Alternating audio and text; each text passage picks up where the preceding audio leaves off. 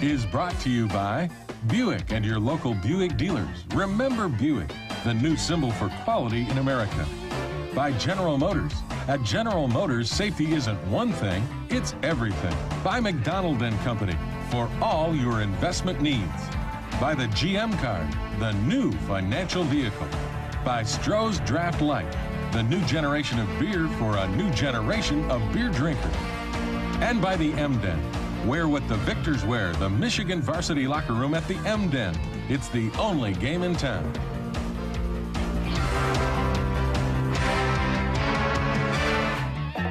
Hello, everyone, and welcome to Michigan Replay. Well, for the first time all season, the Wolverines get a breather.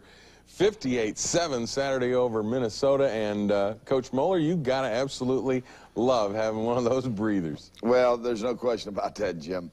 And it was a great victory. And the reason, because our defense dominated so well and our special teams really took charge. You said something Saturday after the game I thought was really key.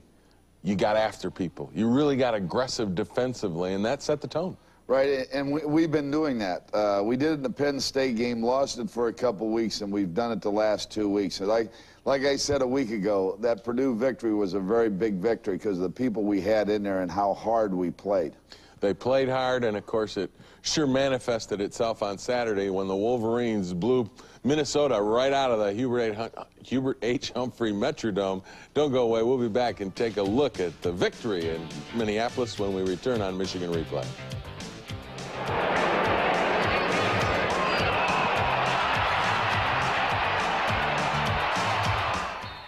The game and the special teams came with some big plays, and you know, anytime you can go down there and start the game on your own 15 and get a field goal, and then another block punt and get a touchdown, capitalize on those mistakes, you can put a game away early like we did today. Todd Collins have an awful good day at Minneapolis, beating the Minnesota Gophers. But the offense just took advantage of what the defense got started for you, and it was the opening possession of the game. Buster Stanley got the defense going right off the bat. Right, Buster, I can't say enough about him, Jim. He's just been unbelievable for us, and what a great leader. And again, there's that aggressive defense that got you started going. Right, and now we're going to hit a field goal, which was great. I thought Pete kicked very well, and Remy Hamilton had a long one. A little disappointed, though, you didn't move the ball after you got it right down close. We picked up a first down, then we tried to sweep, and they had a blitz, and then they threw us for a big loss. Then we tried 2 passes, and we didn't connect on. Here, Walter Smith comes from the right side here, blocks a punt, does an excellent job. Stephen King picks it up, going to run it in, and it gets hauled down from behind, but that set up our next touchdown. Well, there are the special teams going to work again. The next touchdown, good to see old number 6 back in the lineup after a couple of weeks off. Tyrone adds so much in there because he's such a weapon. He can do things like this, and the defense really has to give him special attention, and he makes a big play there, and he's very excited. 10-0 at this point, and really you haven't moved the ball that well. But Minnesota can't either, and that's the key. Right, and Steve Rakowski comes in here, and Steve has been a great player for us, Jim, in many respects. He's hung in there as a fifth-year senior. He's done everything we've asked him to do, and it was a great sack by him.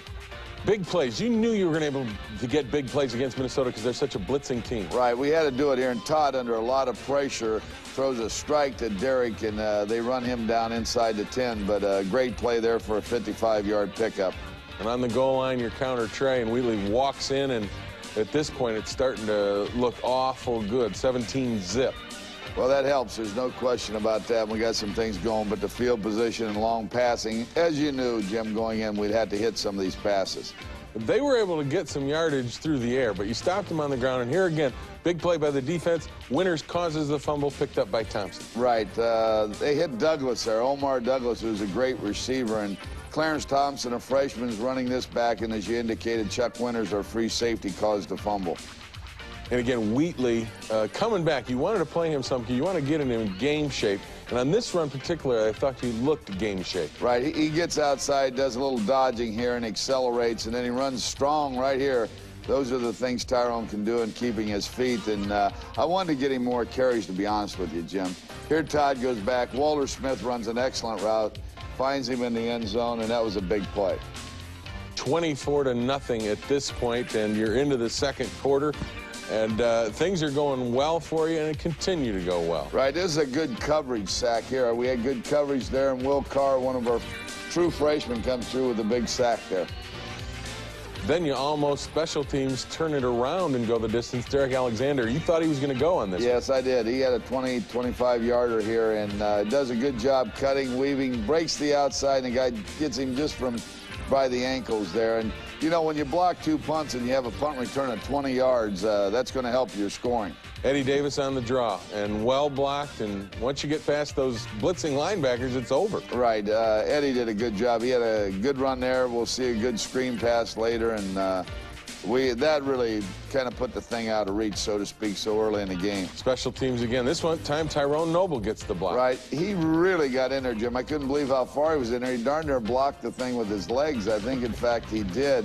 And again, setting us in good field position. And Tumanga Biakabatuka picking up where he left off last week. Right, same play that Wheatley hit earlier, just going the other way and scoring a touchdown there, making it 38-0. 38-0. We're still in the first half, and Michigan still not done. You go to Jay Reamersma before the end of the half, your backup quarterback, and here's Eddie Davis. Yeah, we had some backup people in there, Jim, and Eddie has a good run there, and we're getting field position here, and we had a late substitution. The clock goes down to 1 second, and Remy Hamilton hits a long field goal. And that makes it 41-0 at half. Only question about the first half, you got a 17-0 lead, 4th and inches in your own territory. You go for it. I thought that was a little bit risky. Well, yeah, I felt, Jim, we could make that, and I wanted to hang on to the ball, and I wanted to control the ball and try to help our defense. We had a little luxury there, to be honest with you. We were up 17-0, and we had a couple inches to go, and most times you would punt that away, but there's times where you had to be ready to go for those things and have the ability to make it. In this case, John Ritchie made it. And that was a big play in the game. If they don't make it, Minnesota might come back with some momentum. But they didn't. The Wolverines just continued to roll in the second half. Don't go away. We'll be back to take a look at those highlights when Michigan Replay continues.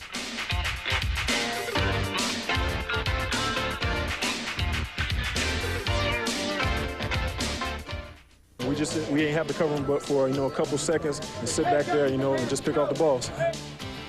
Well, they certainly picked off enough passes in the second half, but with a 41-0 lead going into the second half, what do you tell your kids?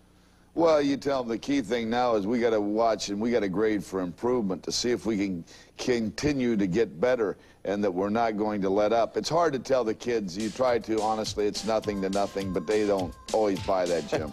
And you had to be a little disappointed. Amani Toomer gets a great return going, but at the end of it, he fumbles the football. So that wasn't the way you wanted to start the second half. No, he had a great return here, about 49 yards, and then right there, I don't know if the ground caused it or not, but they ruled a fumble and they recovered it.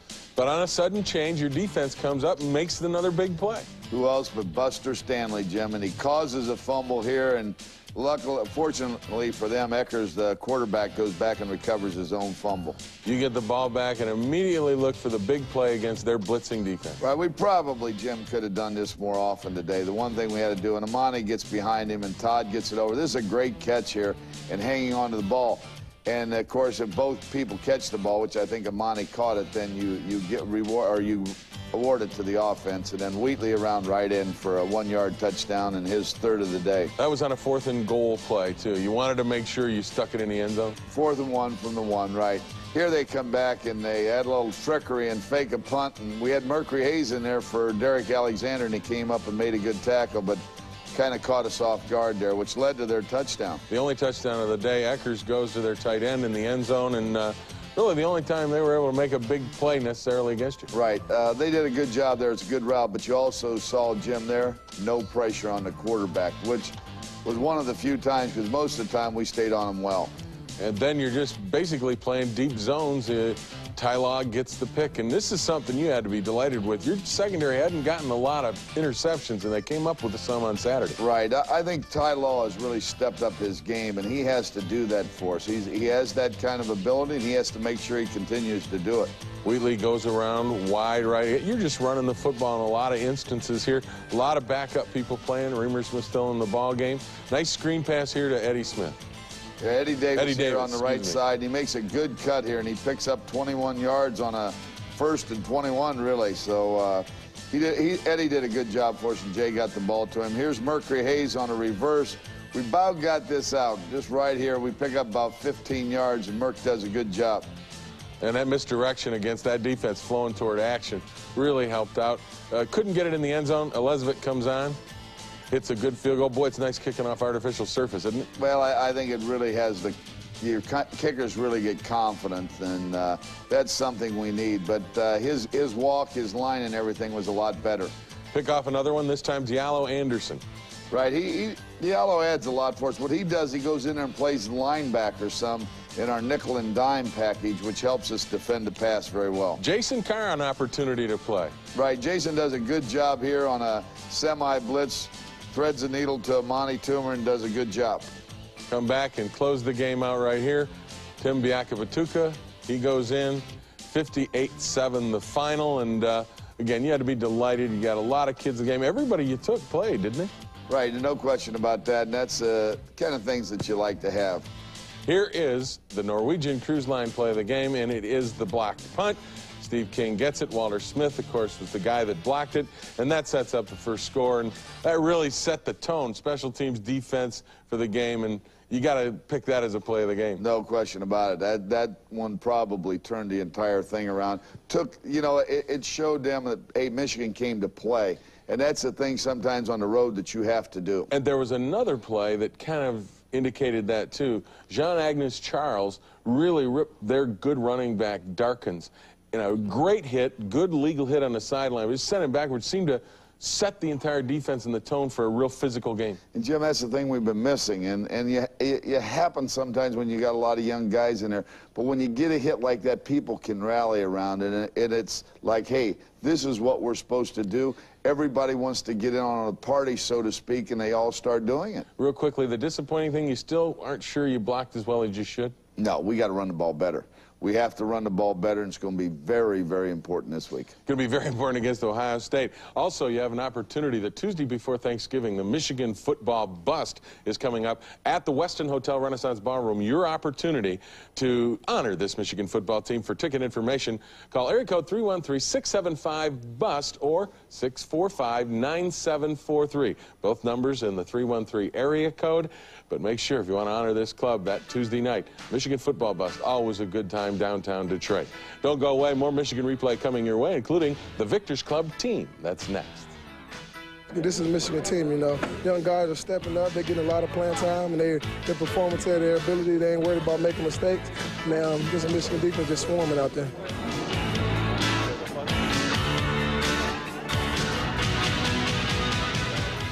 I've been thinking. U of M Athletics supports itself completely. The department does it with revenues from ticket sales, television, and private donors. The private support comes mainly from the Victors Club. Because maybe people don't think we're as good as Ohio State or can't compete with them and they might blow us out, but that's definitely not the case. We played great football today, and we just got to continue the next week, and definitely our biggest challenge is right in front of us, and we're going to be ready for it. Joe's absolutely right. There's no bigger challenge than Ohio State, and the Buckeyes are a team with an enormous amount of talent, and I know that their team you respect a great deal, and the talent starts at quarterback. Well, there's no question their greatness, so Jim, is up front. They're powerful on both sides of the ball, and they've split duty between the two quarterbacks, and here you see Hoeing, who is their starter, so to speak, who has 7 touchdowns on the year. Throwing to Joey Galloway, who's a Desmond Howard-type player, and Brett Powers, their backup quarterback's just as effective. He comes right back, and he throws a deep one here to Galloway again, and what a wide receiver he is. You got to give him special attention, and that's what leaves this guy, Raymond Harris, who has been an outstanding back. I think yesterday against Indiana, he carried the ball 30-some-odd times, so he's really a workhorse and a very determined young man, and is a senior. And up front, this is a guy that is extra special, Dan Wilkinson. Extra special is right, and he's probably what their whole team rallies around because their defense is so good up front, and he's one of those top picks supposedly in the pros. And this Lorenzo Stiles is his final linebacker. He's got great movement as there is in the Big Ten as well. Walter Taylor, their free safety, their leading secondary guy, but You know, and they get a lot of work back there because you can't run the football in Ohio State with Wilkinson running around. Right, and what they can do, Jim, unlike a Minnesota team, they can leave a lot of people in their coverage package, and you don't get receivers wide open because they can handle most teams with just 7 people up front. They don't have to involve the 8th guy because of Wilkinson and their linebackers. Great linebacking core. It seems paradoxical, but your whole key is stop the run, stop Harris, and then you put the ball in Joey Galloway's hands. So, but that's what you got to do, right? Right. And the problem when we have, can we stop the run with just 7 people? Sometimes we got to involve the 8th person. If we could stop him with 7, then we can give Galloway some extra attention. But we're going to have to mix that up, and they have a lot of guns. And as I said, the thing that makes this a good football team is the up-front walls, both offensively and defensively. And we must run the football, and that's where our work has to begin. Run the football against Ohio State. It's Michigan-Ohio State week, kids, so get ready. Welcome to Michigan replay. Well, for the first time all season, the Wolverines get a breather. 58-7 Saturday over Minnesota. And, Coach Moeller, you got to absolutely love having one of those breathers. Well, there's no question about that, Jim. And it was a great victory. And the reason, because our defense dominated so well and our special teams really took charge.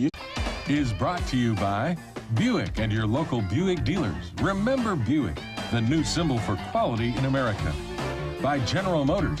At General Motors, safety isn't one thing, it's everything. By McDonald & Company, for all your investment needs. By the GM card, the new financial vehicle. You said something Saturday after the game I thought was really key. You got after people. You really got aggressive defensively, and that set the tone. Right, and we've been doing that. We did it in the Penn State game, lost it for a couple weeks, and we've done it the last 2 weeks. And like I said a week ago, that Purdue victory was a very big victory because of the people we had in there and how hard we played. By Stroh's Draft Light, the new generation of beer for a new generation of beer drinkers. And by the M-Den, wear what the victors wear, the Michigan varsity locker room at the M-Den. It's the only game in town.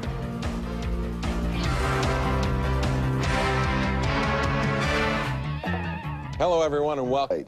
They played hard, and, of course, it sure manifested itself on Saturday when the Wolverines blew Minnesota right out of the Hubert H. Humphrey Metrodome. Don't go away. We'll be back and take a look at the victory in Minneapolis when we return on Michigan Replay.